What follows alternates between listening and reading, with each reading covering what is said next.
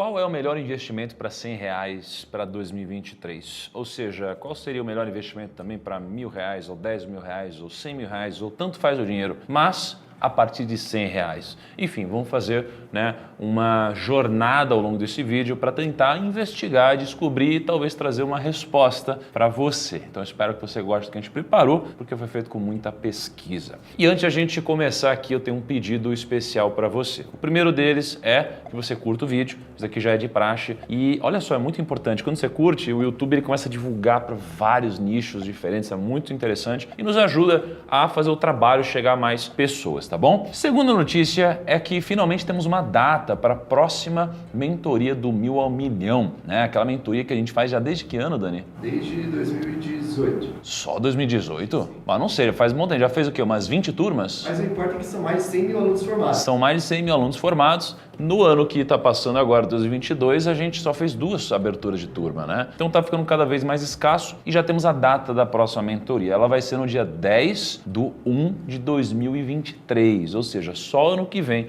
Já estou avisando com antecedência. Se você quiser se inscrever para a lista de espera, ou seja, fazer sua pré-matrícula nessa turma que começa em janeiro de 2023, clica aqui no link da descrição e já deixa o seu nome e e-mail para você ser avisado, tá bom? Mas só faz isso se você quiser. Se você não quiser, pula isso e vamos para o vídeo. Esse vídeo vai ser dividido em 3 partes. A primeira parte eu vou te mostrar qual foi o melhor investimento dos últimos anos, tá? Então eu vou te mostrar aquele investimento. Se você tivesse pego R$100 colocado em todos os investimentos disponíveis, qual teria sido o que rendeu mais? Então eu vou te mostrar primeiro isso no vídeo. Em segundo lugar, eu vou te mostrar o que o melhor investimento para longo prazo precisa ter, ou seja, quais são os atributos que a gente precisa buscar numa aplicação para que ela seja considerada a melhor para os próximos anos. Então eu vou passar pelos critérios que você vai ter que ter em mente. Em terceiro lugar, eu vou convidar vocês para viajar comigo numa jornada através das principais classes de investimentos aqui no Brasil e a gente vai começar a aplicar esses critérios, esses atributos nessas classes para te ajudar a entender qual é a melhor aplicação para os próximos anos. Então vamos começar aqui pelo primeiro ponto. Quando a gente fala de um melhor investimento para o futuro, é uma coisa.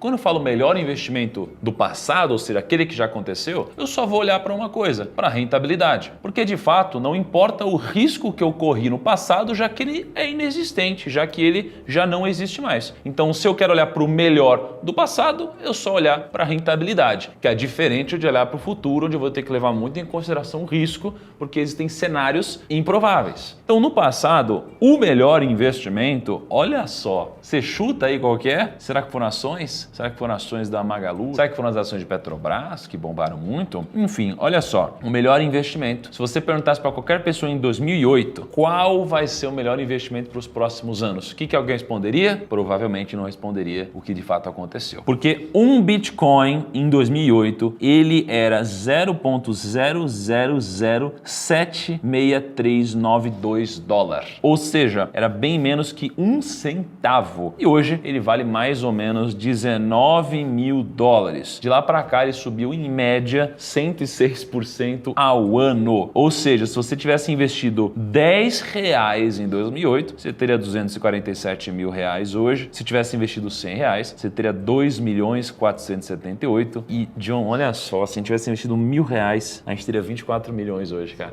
R$1.000, John, assim ó, R$1.000 em 2008, 24 milhões. Então, quem iria imaginar que isso ia acontecer? Acho que ninguém.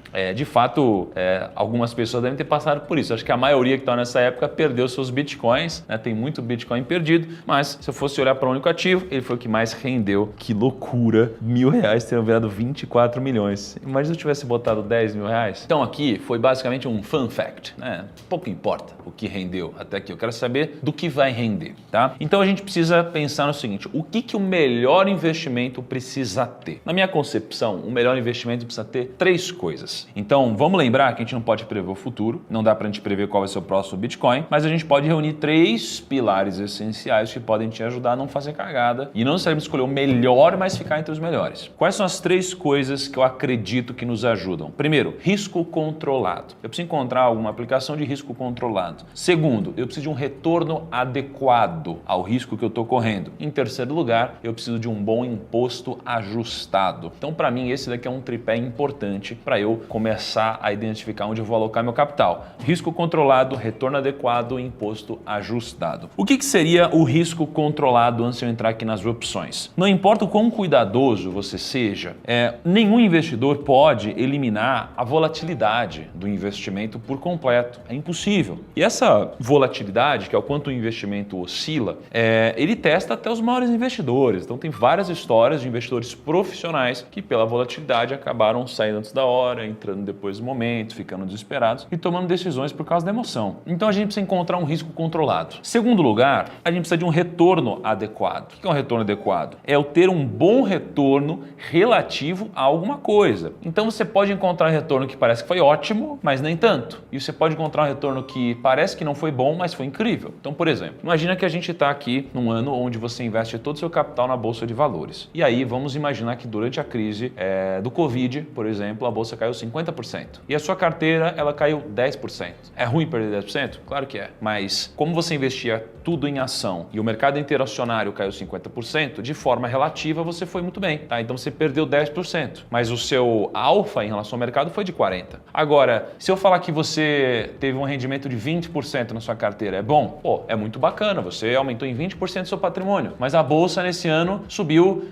nesse período 100%, a volta do Covid, por exemplo. Então, parece que você teve um rendimento bom, mas na verdade foi péssimo, relativamente. Então, o retorno adequado, ele geralmente é um retorno relativo a alguma coisa, tá? Porque senão você perde parâmetro. Você não sabe se você está indo rápido ou se você está indo devagar. Se eu vou jogar tênis, né? Eu vou lá essa semana, 3 vezes por semana, tô lá jogando tênis. Aí eu faço 10 bolinhas, 10 direitas cruzadas. Aí eu vou e acerto 8. Eu falo, caraca, olha que legal, acertei 8 bolas, incrível. Perto de um amador, isso é incrível. Perto de um profissional, isso é ridículo. Então, o retorno tem que ser adequado de forma relativa. Terceiro lugar, o imposto. O imposto, ele fica lá quietinho. Ele fica lá quietinho, você está começando agora a investir, você não sente o imposto. Você realmente negligencia isso, você caga para o imposto. Você nem pensa em fazer um planejamento tributário, você nem pensa em economizar imposto, você sai girando, vai pagando tributo, paga imposto de renda, paga um monte de coisa, resgata de um fundo, bota em outro, resgata de uma ação, bota em outra, não sei o que lá, você vai pagando imposto. No curto prazo, esse impacto ele é quase invisível, você não vê. Mas no longo prazo, imagina que você vai investir por toda a sua vida. Então imagina que você vai investir por mais 50 anos, 60 anos, 70 anos, 80 anos, alguns de vocês. Se o imposto te impactar na casa de 1% ao ano, por exemplo, ou 0,5% ao ano, joga isso daqui para 80 anos investindo. É muito dinheiro. Então lá na frente, você vai olhar para trás e não vai dar mais tempo de voltar. Então você precisa encontrar um imposto ajustado para sua carteira, tá bom? Esse pilar é o que a gente vai investigar nas principais classes de investimentos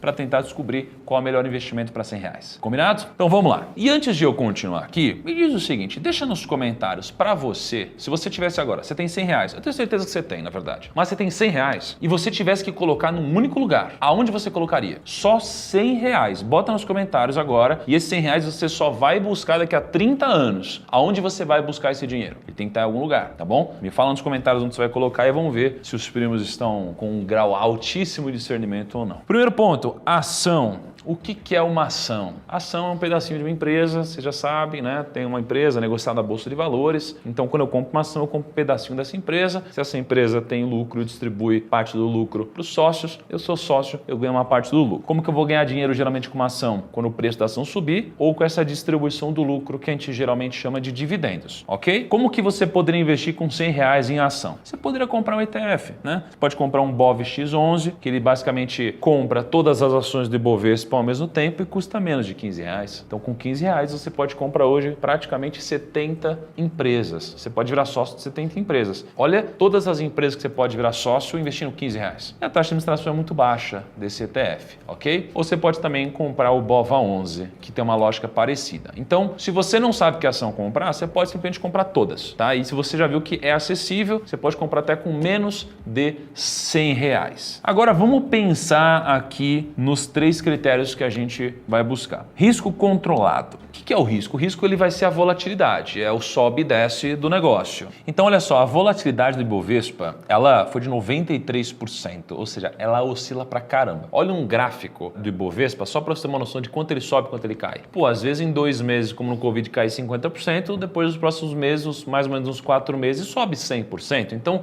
é muito volátil. Às vezes esse número significa pouca coisa para você, mas vamos comparar com o IFIX. O IFIX é um índice de fundos imobiliários. O IFIX tem uma volatilidade de 32%. Então veja que a volatilidade das ações é muito maior que a de fundo imobiliário e que, consequentemente, é muito maior também do que uma renda fixa tradicional. Então, risco controlado? Olha, é claro que você pode administrar esse risco, mas comparativamente a várias outras aplicações, o risco dele é maior, a volatilidade é muito maior. Agora, se eu for olhar para o retorno, olha só, desde 2012 até hoje, o Ibovespa ele rendeu mais ou menos 90%, o que dá 6,6% ao ano. Se você tivesse investido R$10 por mês, você teria R$ 1.675. Se você tivesse investido R$100 por mês, você teria R$16 mil. Se você tivesse investido R$1.000 por mês, você teria R$167 mil.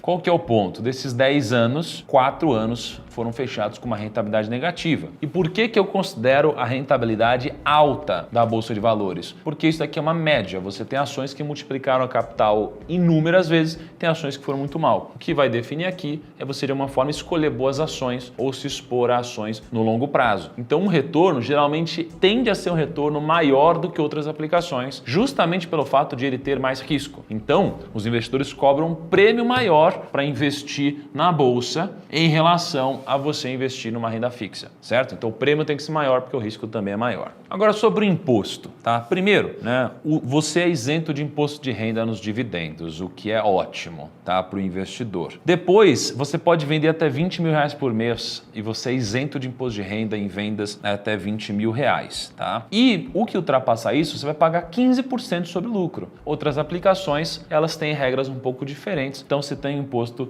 muito bacana. Só para você ter uma noção, só de uma pequena reflexão, essa isenção de R$20 mil foi criada ali na Lei 9.250 em 26 de dezembro de 1995. Ou seja, a gente tem uma isenção de R$20 mil desde 95. Se a gente fosse ajustar pela inflação, essa isenção que a gente tem deveria ser mais ou menos R$104.610 e isso não é ajustado. Claro que não vai ser do interesse do governo que isso aconteça. O interesse é até que isso não exista mais, de alguma forma, né? Para eles arrecadarem mais. Porém, veja só, né? Ainda assim o imposto é bem competitivo em relação a outras aplicações.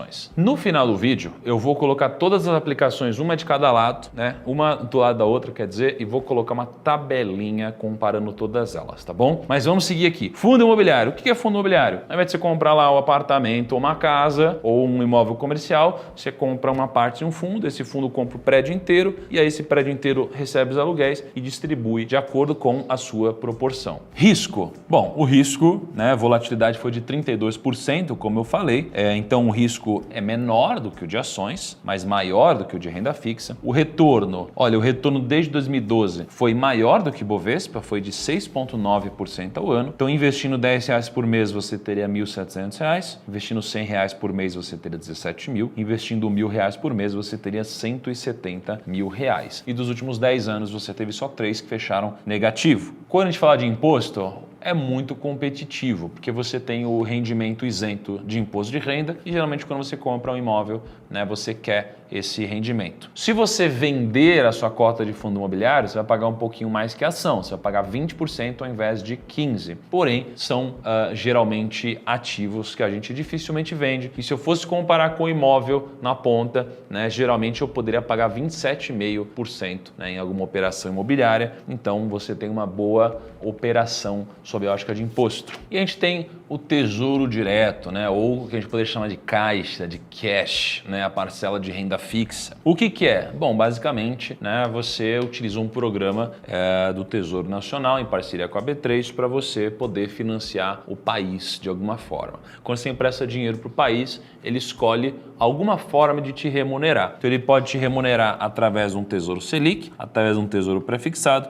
através de um Tesouro IPCA. O risco aqui ele é alto ou é baixo? Bom, o risco aqui é extremamente controlado, né? O seu maior risco é o Brasil quebrar, não é? E isso daqui é improvável, é muito mais improvável do que um fundo imobiliário quebrar ou uma ação quebrar. Então, está muito seguro. Risco extremamente controlado. Quando a gente fala de retorno, olha, o Brasil ele é uma situação diferente do mundo, tá? A nossa taxa de juros ela sempre foi muito alta, então o retorno de renda fixa sempre foi muito alto, tá bom? Então eu poderia ficar em dúvida aqui entre o retorno, porque olha, hoje com uma taxa Selic variando entre 14% e 15% ao ano, sem eu fazer nada, entre aspas, daqui é um retorno muito bom. Quando eu invisto num título pré-fixado, eu posso garantir 13,70% por muitos anos. Isso aqui é uma taxa muito bacana, né? Quando você olha para um Tesouro IPCA, eu posso garantir inflação mais 6,3%. É uma taxa muito alta também. Então, geralmente, os retornos de renda fixa no Brasil são mais altos do que ao redor do mundo. Porém, quando a taxa de juros é muito alta também, os outros investimentos, como investimento em ações, eles tendem a render mais. Por quê? Porque para eu investir em ação, eu vou ter que cobrar um prêmio muito alto aqui. Então, eu vou ter que pagar mais barato nas ações para justificar eu não colocar meu dinheiro em renda fixa e colocar em ações. Então, obviamente, não tem como, né, o retorno para frente ser maior em renda fixa, porque os investidores vão cobrar um preço melhor em ações para eu investir em ações, logo o retorno de ações tende a ser maior. Obviamente existe o prêmio de risco, mas essa é a lógica, tá? Então o retorno, ele é bom, mas geralmente não tanto quanto o de ações daqui para frente.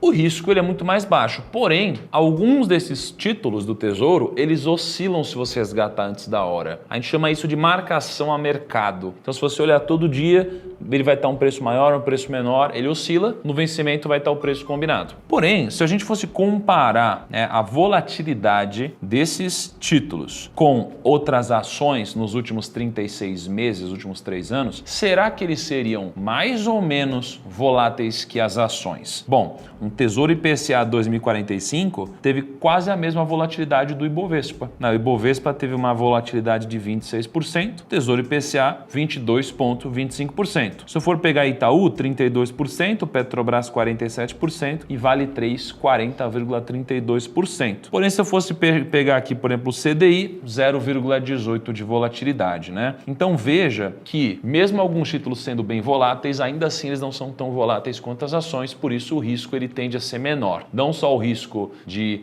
quebra, né, como também o risco aqui de mercado, ok? Agora o imposto, né? O imposto ajustado é bom ou é ruim? Depende, tá? Você tem uma tabela regressiva onde você paga de 22,5%, depois 20%, depois 17,5%, depois 15%. Aí você chega no mesmo imposto de ação. Qual que é o problema? O problema é que você investe num título, aí ele vence. Aí você paga imposto. Aí você investe em outro. Aí ele vence. Paga imposto, você investe em outro. Então você sempre vai antecipando o seu imposto. Isso daí vai ter um efeito nocivo ao seu capital, tá bom? Então, por isso que, olha só nesse gráfico que interessante, eu investi 2 anos, venceu, paguei imposto, eu vou investir menos dinheiro. Então, não tenho mais o rendimento sobre o imposto que eu paguei. Se eu tivesse o meu imposto acumulado, o meu imposto ia ficar rendendo juros para mim. Por isso, o imposto é ok, né? Não é tão horrível assim, mas não é tão bom quanto o imposto em ações ou até em fundo imobiliário. E aí a gente vem para outra classe, que é a classe de ativos internacionais. Em ativos internacionais, o certo seria olhar para um índice global, como o ACWI, né? O All Countries World Index. Mas eu peguei o S&P aqui, que acho que é uma boa proxy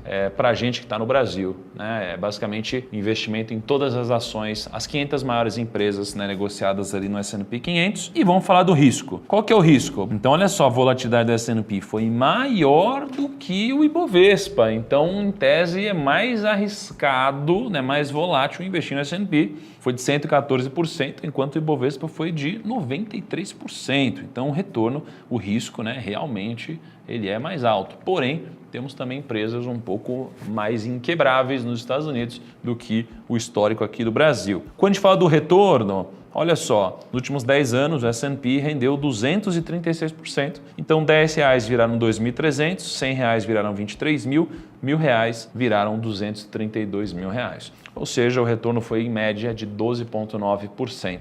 12,9% ao ano, nos últimos 10 anos foi praticamente o dobro do Ibovespa e do IFIX, sem considerar o dólar, né? Porque o dólar ele ainda teria um efeito onde esse valor teria sido muito maior, já que o real tem se desvalorizado bastante ao longo do tempo. No longo prazo, só para vocês olharem para uma curiosidade, $1 investido em ações americanas teria se tornado 54 milhões de dólares em 2021. Claro que isso aqui é utópico, porque eu estaria considerando um investimento desde 1802. Olha o que é a beleza de você ter dados antigos no mercado estruturado. Então, stocks, as ações, teriam rendido mais do que bonds, né, que serão títulos, bills, ouro, e o CPI aqui, que seria basicamente a inflação, né? Então é muito diferente. Quando a gente fala de investir em S&P, a gente basicamente tem duas formas. Uma é comprar BDR e uma é investir lá fora direto. Sobre imposto, assim, você teria duas formas de olhar para isso, se você investisse via B10 ou se você investisse lá fora. Eu vou dizer, para resumir e não entrar no detalhe, não é tão vantajoso assim, você tem algumas complexidades de imposto. Então simplesmente vou considerar que não é tão simples ou melhor do que você fazer isso por aqui. Especialmente se você investir via BDR,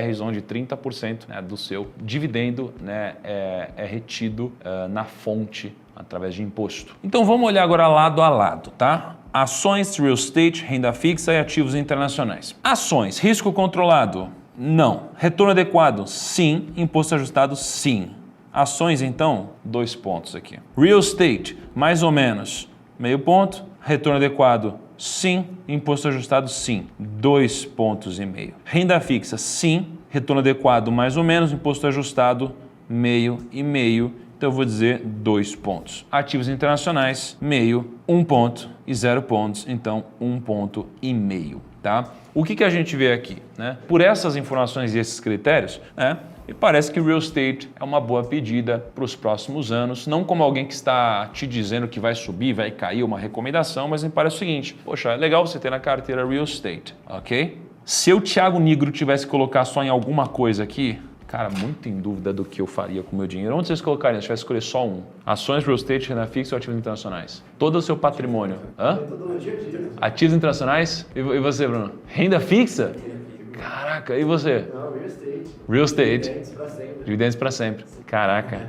Cara, sabe uma coisa que eu vejo? A gente perde muito tempo com umas perguntas utópicas, né? Tipo, onde você colocaria todo o seu dinheiro? Tipo, a gente não precisa. Então eu não vou dar o gostinho pra galera de saber onde eu colocaria meu dinheiro. Por quê? Porque eu nunca faria isso. Eu colocaria meu dinheiro um pouquinho em cada um, que é como invisto na Arca, né? Eu teria um pouco em ações, um pouco em real estate, um pouco em renda fixa, um pouco em ativos internacionais. É como eu venho investindo publicamente há bons anos já. Vocês acompanham no rumo ao bilhão. Se tem alguém aqui do rumo ao bilhão, deixa nos comentários, tá? Então, o que eu faria aqui? Primeiro é legal você ter essa clareza. Depois, eu alocaria uma parte em cada classe de ativos, como eu já faço na Arca. Agora, se no seu caso você não quiser você montar, né, a sua própria Arca, e que acho que nem é tão complexo assim, você também pode aproveitar um fundo, né, de previdência que a gestora Grão abriu. Vou deixar o link aqui na descrição. Você pode investir numa previdência privada que basicamente se inspira na metodologia da Arca e já faz isso para você, tá bom? Vou deixar o link aqui na bio e eu também tenho um vídeo onde eu aplico o meu dinheiro na Arca. Vou deixar aqui se você quiser assistir eu aplicando, eu botando meu dinheiro lá e etc, tá bom? Agora é isso, tá? Então qual é o melhor investimento para R$100? Nenhum dos 4. O melhor investimento é você diversificar, colocar um pouquinho em cada um, porque no final das contas vai trabalhar, ganha dinheiro, gasta o suficiente para você ter sempre uma sobra de capital, investe isso, multiplica através da Arca, curte com a sua família, desfruta da vida, agrega valor para os outros e seja feliz, meu. Os investimentos vão te potencializar tudo isso, tá bom? Então não adianta você querer, cara, fazer uma loucura, colocar toda a sua grana, pô, é tudo em Bitcoin. Porque, cara, pode ser que não seja isso para os próximos 10 anos. É tudo em real estate, pode ser que não seja isso. E aí? Imagina que você pode ganhar muito mais ou você pode correr o risco de se dar muito mal. A vida, né, é uma só, a nossa trajetória é muito importante. Então diversifique, se proteja e cuide dos seus ativos por longos anos e décadas, tá bom? Um grande abraço, até o próximo vídeo e tchau.